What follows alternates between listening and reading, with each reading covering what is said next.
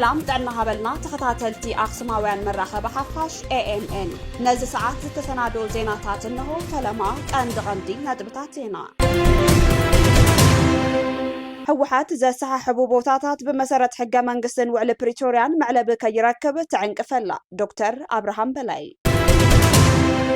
بسنك بوليتيكا أب تمزابلت تجراي أقاط يمزلو حسوم تميت سماع سيئين يلوم تمزابلت وقنات بتنتانا نريو زعبايو صمدون هافات معندر زي تزرقحة ناي نقد مسمريلو تقادالاي كبدا فقادو بإمارات زموالو كولومبياويان أب كينات سوداني ساتفو كمزلو CIG أفليتو زرزرو كسعبيو هوحات زي سححبو بوتاتات بمسارة حقا منقسن وعلى بريتوريان معلب كيركب تعنق فلا دكتور أبراهام بلاي دكتور أبراهام بلاي على فيسبوك قاتهم عبزس فرو صحف أب منقو منقست فيدرال هوحات نزلو نتزر كامز زي سعباس فيرم ولو منقست فيدرال تفناغلتين أب مربتهم تمليسهم بعلم كم حجروا يبل هوحات جن ودبنا كيد حانتين عطون بمبال نسلست عمتات أباخوات شخيلهم يركبوا يبلو دكتور أبراهام بلاي زس حبو بوتاتات منقست بمسارة حقا منقستن وعلى بريتوريان معلبي يركبوا يبل هوحات جن جزاوي منقست سلطان يبلون بمبال نتحيدة تسفا سلام يعنقفوه كمزلو يحبروا بزعبا مرجع زملكة دما منقست فيدرال بمسارة حقا مرجع بورد عب ملا تقراي مرجع يكايد يبل هوحات جن قدم بوليتيكاوي لزب يقدم بمبال هزب مرجع كيركب يعقتلو دكتور أبراهام بلاي أبزس فرو صحفن تغطلو عدما جزاوي منقستي سرع مرجع كساب زكايد عدما تجزاوي ممحدار يناوحن تبله هوحات جن أي يناوحن بمبال تقراين أب حق البونت كتاتو يدفعلو يبل منقستين مناسي كابعدكين قبل معاتنا مسجار بجتن تمدبه حوحات جنة بجتن غلب سراويت بموعل منسي ناب سدتك وحزو يقبر اللو بمبالي يوقسو منقستي بكوريدر لمعات كتماتات يتحدثا معدن هزبي تقام يبل حوحات جن بزي حقاو عدنا المشطان معدن حافت هزبن يزرف اللو بزعبات زادتان دبلوماسياون بزمل كدما منقستين لمعاتي الكومات وار أوردو يبل حوحات جن بزي حقاو مشطات وارن نشفاتو بمسلطانن أب طفات توافيروم يركبو دحر مبال منقستين ربحا هاجر يسرح حوحات جن مستصر سلام حيلتات الشبابن كالوتن بمزمار نكللون هاجرون ناب حدقا يودغلو منقستي كلو زساتفو حقاف من محدار يخون يبل حوحات جن خالوت بارتتات اقليلوم نبعلوم تخفافيلوم نهزبي بزبان ورداني خفافل ولو مريت كتماتات كم شغط يتقاملو لو كاب دياسبورا زمصا ገንዘብ ድማ ኦዲት አይግበርን በመባል ንውሕዳት መህፍተም ይኸውን ከም ዘሎ ይገልጹ ምትእትታው ኣብ ገረባብት ህዝብ ትግራይ ኣብ ርእሲ ዘለዎ መከራ መናሰይ ኣብ ውግእ ሱዳን ከሳተፉ ብምግባር ንዝገደደ ሓደጋ የቃልዕዎም ከም ዘለውን ዶክተር አብርሃም በላይ ኣብ ዘስፈርዎ ጽሑፍ ይሕብር بسنك زوقع كبيد زناب اب 7 كاري زركبو تمزابلتي نحدقا تقاليعهم اب تግራይ بزتولع كينات سعيبو حزب تግራይ كاب 2013 عام كاب بيت مربتو تمزابيليو نز سعيبو دما نموت طميتن حمامن تقاليعو يركب 14 ميازيا اب مقله اب لعل تمزابلت ماكل معقوبي 7 كاري زوقع كبيد زناب سعيبو لعل 7 منبر كينداتات ملو بملو ماي كمزاتو من اب وشت كينداتات زنبره نبرتن قلبنون كاب طقمي وصاي كم زخونن تغليص له اتحبابارت معقوب ماكل ايتغدي برها كم زحبرو اتزوقع كبيد زناب ناب نفس وكف ابايت بمئتاو نت تمزابلتي تعقبوا ملو زنبرو كينداتات بمقداد نكبيد غدات كم زتقالعون حبيروم بسنك زدما اتوم تمزابلتي زلوم نبرت كبلاشون اتن معلتا منبابرو زتقاملو زنبرو ناي مغب حروچن كالوت قرباتن ون بماي تبلاشو كاب طقم وصاي كم زخونه تغليص له اتحادقا نتاب كبيد قطباون سنلبوناون قلولاو زركب هزبي توسخ صقم كم زفترلو زردو ايتغدي منغستاو تكالات غبرت سناين سباوي حاجز زغربو اكالاتن كالوتن نت كونتات تگنزيبوم هصص سباوي ملاش كهبو صويعوم نخلو صقمات تمزابلتي انكون زلاغن مفتح زخون تمزابلتي ناب مربتهم مملاس طرحيو بمبال زملكتهم اكالات كالوت غدات بمصنح تمزابلتي نابوتهم زملسلو كونتات نممچچاو بعتوب كسرحلو مصوعهم صلال تبل محبرسب معراب تግራይ حبيرو ابز تفلالي كبابታት زركبو تمزابلتي حزون نشارشاي كرمتي اب كيندا كيحلفو اب كبيد شاقلوت كم زركبو تفليتو بإمارات زمولو كولومبياويان أب كينات سودان يساتفو كمزلو CIG أفليتو نقرداي سودان ملكيتو كابز تخايد مزنعت زتزرقح حدوش تبزاب كمزملختو بإمارات زمول مربع سبات كولومبياويان أب قرن حيلتات دعم سريع تسلفهم نكتما الفاشر نمقوتزار محقازهم ترقاقيتو أتي كونفليكت إنسايت جروب CIG زتبهالة كالتنتانا قردات تزدتها زكايدو مرمرا أتوم كولومبياويان زتقوم لنزنبرو موبايل تليفونات تخطاتيلو زرخبو مرداتا زتدرخ حبريتا مركابو أفليتو إمارات أبتين 3 عامت زغطلو كينات ندعم سريع بمدقافة تقبرو متتتاو كتنت زغطاني حيا تيكال CIG تساتفو إمارات أب سودان بجبطن مركاب زحقز مرتعوتات بغرباك كتاتل كمززانح بمقلاط بمتأممان تساتفو إمارات زرقاقز ناي مجمرتا مزنعتيو كبل دايركتر تتكال جاستين لينش قليتو بزعباتي أب منقو عبدابين دعم سريع نزلو منقستات كابنا وحوان زفلتو كاتتاو ركب نهزبك نقالح كيلنا بمبال كينات حد سودان إيداتاو نتهاقرات زساتف مخانو تنتيرو إمارات مسدعم سريع وقينا نا الفاشر زتبهال بوتان مقوززار تمول تعطغات كولومبياويان أب كوينات سودان أساتيفا نايدرونات حاجزات تتغيمهم كم زحقزو زلوون CIG أقاليحو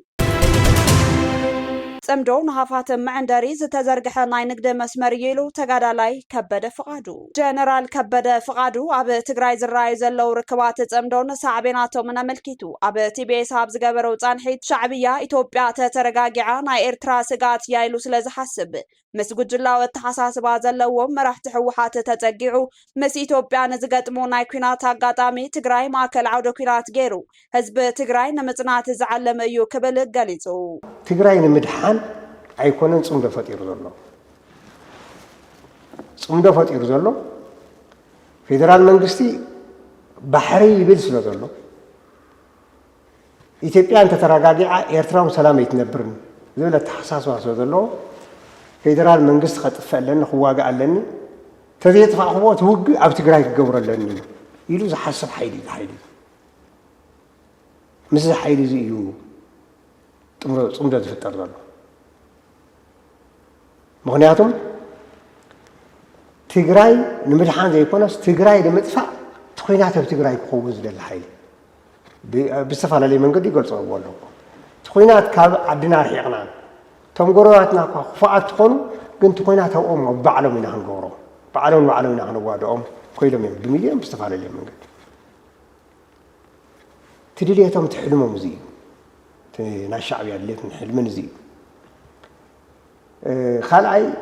حزب تقراي مختنا ايتودن انتبل بسلاماوي منقدي بمسارة وعل بريتوريا لوعلاوي قزاتون مملاس تمزابلتن كساخ انت تعر شعبيا نحوحات معراب تقراي تسلمت لكم كي تلعليلو امحلو وميو ناي حزب تقراي دحننت لزي قدسهم مست حزب تقراي كتنت زدلن زاتنتن حيلي صمدو فطيروم زلو زبله جنرال كبده شعبيه معراب تግራይ ናተይሉ ዝሐስብ ሓይሊ ህዝብ ትግራይ መሊሱ ክሕዞ ዝደል ስርዓት ኣይኮነን ነዚ ድማ ጽምዶ ንቃወም ክብል ተሰሚዑ شعبيه تنا حزي ናይ ህዝብ ትግራይ ኩናት ኣይኮነን ለካ ዘለኹም ህዝብ ትግራይ ሕዝ መኸተ የተወደን ክበሃል ዘሎ ምዕራብ ትግራይ ተመልሰን ጸለምት ተመልሰን ባድመ شعبيه ዝሐዘም 52 ቀበሌ ያለው የተመልሱን ስለዚህ ስለዚህ ተመልሰ ይመኸተ አለን ዝብል شعبيه ግን ምዕራብ ትግራይ ጸለምትን ምእታው ከይተሐስቡ ኢል መምርሒዎም እንትፈለ ሃይን ምን ታይኹም ኢልዎም ምዕራብ ትግራይ ክንኣቶ ይደልን شعبيه ካብ ፌደራል መንግስትን ላዕሊ ክንኣቶ ይደልን شعبيه ምን ታይ ክንኣቶ ዘይደልን شعبيه ምክንያታት ኣለዎ ምዕራብ ትግራይ ሲ ሕሞራሲ ኤርትራ እዩ زي التحساس وازلوي نحن أيو زي التحساس والله بيجي ميدر ملاش كويدي بيجي ميدر ملاش إيرترا إيل حصل حيلي بخلايكا مواسنتنا أم حار أيام ميدر حصل حيلي تجري يكونن والكايتي إيل حصل حيلي سلذي معراب تجري كيس لليو نقول لكم معراب تجري كيس واقيلو ما محيوم ስለዚህ مستبعته ونيرحب مسمخته አይራحب ምክንያቱም ታይልዎ ንፌደራል መንግስት ንብልጽግና ሰውደቅናዮ ብዛዓ ምዕራብ ትግራይ ክንማየጥና ይልዎም ስለዚህ ድሕሪ ኢኸ ፌደራል መንግስት ብልጽግናስ ይውደቕ እሺ ሰውደቕ ትግራይ እንደገና ምስ ኤርትራ ፋኖ እንዲህ ክገጥም ሰምሓራ ትእቅዶም ኩዚ ኮይኑ ስለዚህ ትጽምዶ ንናይ ኤርትራ ረብሓ እንተዘይኮይኑ ንናይ ህዝቢ ትግራይ ረብሓ ሓንትን ፋይዳ የብሉ ስለዚህ እዚኣታ ሓንቲ ነገራ ካልዕላ ደሎ ስለዚህ ካብዚ ተወጊስካ እቲ ኩናት ክትብል እንተለኻ ኩናት ዋና ምድሕን ንኤርትራ ጽምዶ ንኤርትራ ትኾይ ሕዚ ንገብሮ ኩናት መኸተ ንገብሮ ኤርትራ ንምድሓን ጥራሕ ቁፅሪ ሓደ ኤርትራ ምድሓን ትኹናት ኣብ ኤርትራ ከይኸውን ኣብ ትግራይ ክኸውን ትግራይ ክትውዳእ ኤርትራ ብርሑቕ ኮይና ሓዊ ክተሳውር ክተንድድ ዝገብር ኩናት እዩ ናይ ሕዚ ኩናት ስለዚ ካብ ዝተወጊስካ እቲ ኩናት ንህዝቢ ትግራይ ኣይጠቅምን ንዘይተወድአ መኸተ ናይ ህዝቢ ትግራይ እውን ኣየሳኽዕን ስለዚ ኩናት ሕዚ ንህዝቢ ትግራይ ዘጥፍእ እምበር ዘድሕን ኣይኮነን እንኮን ሻዕብያ ዘድሕን እዩ ኢለ ዝኣምን ትስሙ ስለ ዝኾነ ንምንታይ ኣጽምዶ ኣብ ትግራይ ዘለው ዓሌታዊ ጉጅለን ስርዓት ሻዕብያን ንጽምዶ ቀንዲ ዝጥቀመሉ ናይ ቤተሰቦም ሃፋትም ነጋዶ ቀንዲ መስመር ንግዲ ክገብሩን መዕንደሪ ባህግታቶም ገይሮም ተፈጥሮ ሃፍቲ ትግራይ ብኤርትራ ገይሩ ናብ ናይ ደገ ዓድታት ምስ ቤተሰብ ሓለፍቲ ዝተኣሳሰረ መስመር ምዃኑ እዩ ድማ ክብል ይገልጾ ተጋዳላይ ከበደ ፍቓዱ ነቲ ርክብ ጽምዶ ኣብ ትግራይ ተወሰኑ ሃፋትም ነጋዲ ኣለዎ ቶም ዋና ግን ካብ ድባይ ተወጊሶም ኤርትራ ግብፂ ሱዳን እንዳወሉ ዝነብሩ ማዕድን ናይ ትግራይ ዝጉሕጉሕን ዝወስዱን ሰባት እዮም እዚኦም ከዓ ብዓልየትን ብዝተፈላለየ መንገዲ ዝተተሓዙ እዮም ስለዚ እዚኦም ሓደ ዳዊት ገርዝጌር ሓዋን መንጀሩ እዚ ካብ መጀመርያ ጽምዶ ንምጅማርን ምስ ኤርትራ ካብ መጀመርያ ድሕሪ ውዕል ፕሪቶርያ ተጓዩ ሕወሓትን ሻዕብያን ክዓርቕ ዝተሽፈድበደ ግለሰብ እዩ እዚ እቲ ሓደ ናይ ወርቂ ናይ ምናምን መዝረፊ ቤተሰባዊ ዘከበሉ ሓደ እዚ ምስ መን ናብ ቲፒኤልኤፍ ምፃ እዩ ዳዊት እኮ ብታሪኹ ፀረ ቲፒኤልኤፍ እዩ ነይሩ ሕዚ ግን ቲፒኤልኤፍ ኮይኑ እቲ ዋና ቲፒኤልኤፍ ምስ ጠፍአ ሕዚ ፀረ ዲሞክራስን ወንጀለኛን ቲፒኤልኤፍ ዝበሃል ሹም ሒዙ ትመሪሕነት ምስ መፀ ሕዚ ናቶም ደጋፊ ንትግራይ ብሕው ይመፅእ ሃፋትም ረኺቡ ይኸይድ ካልኦት ማዕድን ወርቅን ካብ ትግራይ ይጉሕፍ ትግራይ ዝኩሉ ከምቲ ዓዘልኳ 200 ምናምን ኩንታል ዝበሃል ዘሎ ኩሉ ዝገብር ሓደ ወንጀለኛ ጉጅለ እዩ ካልኣይ ነጋሽ ሃይለ ሓውን ምግቢ ሃይለ እዚ እውን ኤርትራ ይነበር ካብ ድባይ ኤርትራ ይመፅእ ካብ ኤርትራ ሱዳን ግብፅ እናሃለ ናይ ጥይትን ናይ መሳርያን ኮንትሮባንድ እንዳሰርሑ ብዝለዓለ ከዓ ወርቅናን ካልእን ዝጉሕጉሑ ዘለዉ ሰባት እዮም እዚኦም ወንጀለኛታት እዚኦም ናይ ምግቢ ወንጀልኩም እዚ ይተሓል ኢልካ እኮ ይኮነን እዞም ሰብ እዚ ሕዚ ነጋሽ ትለካ ኣብ ኤርትራ 40 መዓልቲ ፀኒሑ ይኸይድ ስራሕ ይሰርሕ ኣብ ትግራይ ዘሎ ነገር ኣብኡ ኮይኑ ናይ ትግራይ ወርቁን ማዕድኑን ካልእን ኣብኡ ኮይኑ ይሰርሕ ስለዚ እቲ ጽምዶ ባዕሉ ንግዲ ቶም ዓበይቲ ዝበሃሉ ኮንትራባንዲስ ምስቲ መሪሕነት ናይ ሰራዊትን ናይ ትውድብ መሪሕነት ኮይኖም ዝሰርሕዎ ዘለዉ እዮም ብሰንኪ ፖለቲካ ኣብ ተመዛበልቲ ትግራይ ኣጋጢሙ ዘሎ ሕሱም ጥሜት ሰማዕ ስኢን ኢሎም ተመዛበልቲ ወገናት ብትንታነ ንሪኦ ሓበሬታ እዩ ኣብ ትግራይ መነሰይ ቀለስቲ ማሕበራዊ ሚድያ ክቃለስዎ ዝፀንሑ ፀብፃባት ጥሜትን ሕማምን ተመዛበልቲ ኣብዚ እዋን መላእ ቃልቦ መራሕቲ ትግራይ ነጠፍቲ ማሕበራዊ ሚድያን ኣብ ፖለቲካ ጥራሕ ምትኳሩ ተመዛበልቲ ገጢምዎም ዘሎ ሕሱም ጥሜት ሰማዕ ስኢኑ ክብሉ ኣብ መቐለ ተዓቂቦም ዝርከቡ ተመዛበልቲ ገሊፆም ኣብ ትግራይ ንዝርከቡ ተፈናቀልቲ ዘሳቕ ዘሎ ሕሱም ጥሜት ሓገዛት ብምትኽኻብን ብምቅላሕን አበርክቶ ዝገብሩ ዝነበሩ ነጠፍቲ ማሕበራዊ ሚድያ ኣብ ዘዋን ኣብ ቅልውላ ፖለቲካ መጽማዶም ፖለቲከኛታት ናይ ወንበሮም ውራይ ጥራይ ገይሮም መቕጻሎምን ኣብ ተመዛበልቲ ዝበጽሕ ዘሎ ሓለንገ ጥሜት ንምንባሮም ከቢድ ከም ዝገበሮ ኣፍሊጦም ድምር ጻዕሪ ነባሪ ማሕበረሰብ ነጠፍቲ ማሕበራዊ ሚድያን ሃፍቲ ምትኽኻብ ንተመዛበልቲ ዝተዋፈሩ ውልቀን ጉጅለን ተጋሩ ዘጽንሕዎ ህይወት ተመዛባሊ ኣብ ዘዋን ናብ ህልቂት ዘሳጥሐ ኣንፈት ጥሜት ኣጋጢሙና ኣሎ ዝበሉ እቶም ተመዛበልቲ ብፍላይ ተስፋ መምላስና ናብ ዜሮ ወሪዱ ስለ ተመዛባላይ ቆላሕ ዝብል በዓል ስልጣን ይኹን ዓለማዊ ሰብአዊ ሓገዝ ወሃቢ ተስፋ የብልናን ክብሉ መረረቶም ገሊጾም ነዚ ተኸቲሉ በብእዋኑ ዝወፁ ኣሃዛዊ መግለጽታት ዓጸቡ ተመዛበልቲ ኣብ ትግራይ ብሰንኪ ጥሜት ይሞቱ ምህላዎም ኣረጋጊጹ ካብ ሕዳር 2014 ዓ.ም ክሳብ ነሓሰ 2015 ዓ.ም ነዝነበረ ግዜ ዝሸፈነ አካዳሚያዊ መጽናዕቲ ከም ዘመላኽቶ ጥሜት ኣብ ኩሎም ብርክታት ዕድመ ንዝርከቡ ተመዛበልቲ እቲ ኣውራ ጠንቂ ሞት ኮይኑ ክብል ኣቃሊሑ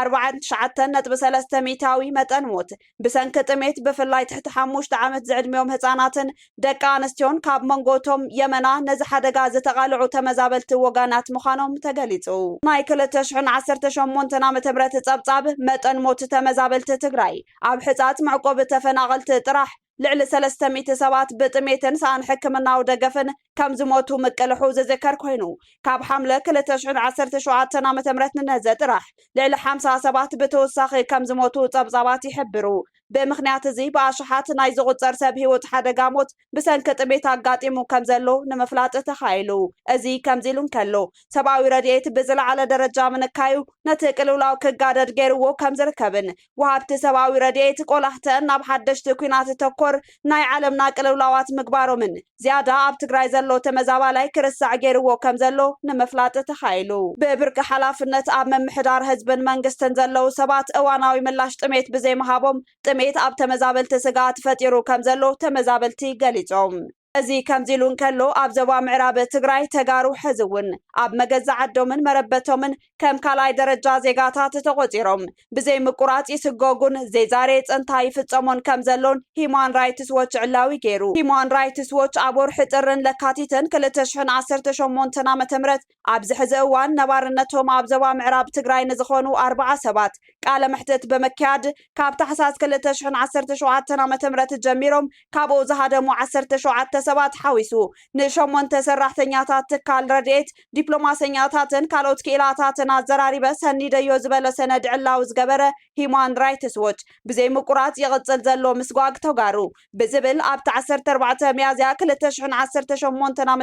ዘውፅኦ መግለጺ ኣብ ዞባ ምዕራብ ትግራይ ሕዝውን ዘይዛሬ ጽንታ ይፍጸም ከም ዘሎ ኣረጋጊጹ ካብ መረበቶም ብሓይሊ ተሰጊጎም ኣብ ዝተፈላለዩ ጊዜያዊ መዕቆቢ ኣብ ከቢድ ሕሰም ዝርከቡ ተጋሩ በቲ ሕዚ ዘሎ ኩነታት ናብ ዓዶም ዞባ ምዕራብ ምምላስ ውሕስ ክኸውን ከም ዘይከኣል እውን ማሕበረሰብ ዓለም ድምፁ ከስምዕ ከም ዝግባእ መግለጽ ትካል ይሕብር ኣብ ምዕራብ ትግራይ ሕዚ እውን እቶም ገዚፍ ገሰት መሰላት ገበናት ዝፍጸሙ ሰባት ኣብ ስልጣንዮም ዘለው ዝበለ ሂማን ራይትስ ዎች እዚ ድማ እቶም ካብ ዓዶም ብሓይሊ ዝተሰጎጉ ውሕስ ብዝኾነ ኣገባብ ክምለሱ ከም ዘይኽእሉ ሓቢሩ ኣሎ ሕዚ እውን ኣብ ዞባ ምዕራብ ትግራይ ዝርከቡ ሰበስልጣንን ዕጡቋት ሓይልታትን ኣብ ልዕሊ ተጋሩ ብቐጻልነት ምጽራይ ዓለት ይፍጽሙ ኣለዉ ዝበለ እቲ ትካል ምስዋር ጅምላዊ ማእሰርቲ ብፍሉይ ንተጋሩ ኣብ መንቀሳቐሲ ስርሖም ተበጻሕነት ግልጋሎት ዝተፈላለዩ ገደባት ይፍጸሞም ከም ዘሎ ኣብ ኩሉ መዳይ መንቀሳቐሳት ብኸቢድ ይግደቡ ኣለዉ ክብል ኣቃሊሑ ኣብ 2013 ክሳብ 2015 ዓ.ም ኣብ ዝነበረ ወራር ገዛውቶም ትካሎም መሬቶም ዝሰኣኑ ብዙሓት ኣብቲ ዞባ ቃለ መሕተት ዝተገበረሎም ተጋሩ ሕዚ እውን ቀጻሊ ምግፋዕ ማእሰርቲ ግህሰትን የጋጥሞም ከም ዘሎ ገሊጾም ማሕበረሰብ ዓለም ተጋሩ ኣብ መገዛ ዓዶምን መረበቶምን ከም ካልኣይ ደረጃ ዜጋታት ተቆፂሮም ይፍጸም ዘሎ ገበን ኣተሓሕዛ ሰብአዊ መሰላትን ርእዩ ከም ዘይረኣየ ሸለል ምባሉ እቲ ጸገም ንክጋደድ ከም ዝገበሮ ብምግላጽ እዚ ጉዳይ ፍሉይ ቆላሕታ ከም ዝጠልብ እውን ኣተሓሳሲቡ መንግስቲ ኢትዮጵያ ነቲ ኣብ ምዕራብ ትግራይ ዝፍጸም ዘሎ ስርዓታዊ ዝኾነ ድልዎ ከቢድ ግህሰት ሰብአዊ መሰልን ምጽራግ ዓሌትን ድማ ደው ከብሎን ኣብ ልዕሊ እዚ ከቢድ ግህሰት ዝተሳተፉ ሰበስልጣን ኣድላይ ምጽራይ ብምግባር ብሕጊ ክሕተቱ ክገብር ይግባእ ኢሉ ሂማን ራይትስ ዎች ካብ ዞባ ምዕራብ ብሓይሊ ዝተባረሩ ኣማይታ ሸሓት ተጋሩ ኣብ ዝተፈላለዩ ከባብታት ትግራይ ትግራይ ኣብ ዝርከቡ ጊዜያዊ መዕቆብ ተመዛበልቲ ኣብ ዝኸፍአ ኩነታት ይርከቡ ዝበለ ሂማን ራይትስ ዎች በቲ ዘሎ ኩነታት ናብ መረበቶም ክምለሱ ከም ዘይኽእሉ ውጥረት ይጋደድ ከም ዘሎ ሓቢሩ መንግስቲ ኢትዮጵያ ኣብ ምዕራብ ትግራይ ዘሎ ስርዓታዊ ምጽራግ ዓሌትን ገሰት ሰብኣዊ መሰላትን ደው ከብሎ ናብቲ ክልል ናጻ ተቆጻጸርትን መርመርትን ሰብኣዊ መሰላት ከኣትዉ ክፈቅድ ይግባእ ዝበለ እቲ ትካል እዚ ድማ ብርክት ዝበለ ሕቶታት ዘቕርቡ ፍሉይ ሪፖርተራት ውድብ ሕቡራት ሃገራት ብዛዕባ ሰብኣዊ መሰላት ውሽጣዊ ተመዛበልቲ ሓዊሱ ዘይሻራዊ ትካላት ክምርምርዎ ክፍቀድ ተላብዩ ዓለም ለኸ መሻርክቲ ኢትዮጵያን ሃገራት ትካላትን እውን ኣብ ዝሕዚ እዋን ኣብ ዞባ ምዕራብ ትግራይ ዝካየድ ዘሎ ግህሰት ናብ ተሓታትነት ክሰጋገር ከይገበርካን እቶም ኣብ ስልጣን ዘለው ብግህሰት ሰብኣዊ መሰላትን ገበናትን ዝሕተቱ ሰባት ከይተኣለዩ ተመዛበልትን ናብ ምዕራብ ትግራይ ብውሑስ መንገዲ ንምምላስ ዘኽእል ኩነታት ከም ዘየለ ብንጹር ክገልጹ ይግባእ ድማ ኢሉ ኣብቲ ዞባ ብዛዕባ ዘሎ ኩነታት መሰላት ጸብጻብ ክህብ ዝኽእል ድልዱል ናይ ሕብረት ኣፍሪካን ሕቡራት ሃገራትን ምክትታል ህላወ ክድግፍን መንግስቲ ተመዛበልቲ ቅድመ ምምላስ ምጅማሩ ንሓደጋታት ሓለዋ ንክህብ ጸቕጢ ክገብሩን ይግባእ ዝበለ ሂማን ራይትስ ዎች ኣብቲ ዝነበረ ግጭትን ብኸቢድ ገሰት ተሓተቲ ዝኾኑ ሰበስልጣን ኮሎኔል ደመቀ ሓዊሱ ዕላማ ዝገበረ እገዳ ክግበረሎም ይግባእ ኢሉ ሕብረት ኣፍሪካ ሕቡራት ሃገራት ሕብረት ኣውሮፓን ካልኦት ኣብ ቀርኒ ኣፍሪካ ፍሉይ ልኡኻት ዘለውዎን ሃገራት ምስቶም ወገናት ኣብ ዝገብርዎ ዝርርብ ተሓታትነት ገሰት ሰብኣዊነት ሓዊሱ ስክፍታታት ሰብኣዊ መሰላት ማእኸል ዝገበረ ክትትል ምህላው ከረጋግጾ ይግባእ ዝበለ እቲ ሓበሬታ ባይቶ ሰላምን ጸጥታን ሕብረት ኣፍሪካ እውን ብዛዕባ እቲ ኩነታት ስሩዕ መብርሂ ክወሃቦ ክሓትት ይግባእ ኢሉ ሂማን ራይትስ ዎች 14 ሚያዝያ 2018 ዓ.ም ኣብ ዘውፅኦ ሰነዳዊ ጸብጻብ ካብ ኣኽሱማውያን መራኸቢ ሓፋሽ ናይ ዝዕለት ዜናታት ክትከታተሉ ጸኒሕኩም ንምክትታልኩም ነመስግን ምስ ዝተረፉ መደባትና ሰናይ ጊዜ ካብ ኣኽሱማውያን መራኸቢ ሓፋሽ ናይ ሰዓት ዜናታት ክትከታተሉ ጸኒሕኩም ንምክትታልኩም ነመስግን ምስ ዝተረፉ መደባትና ሰናይ ጊዜ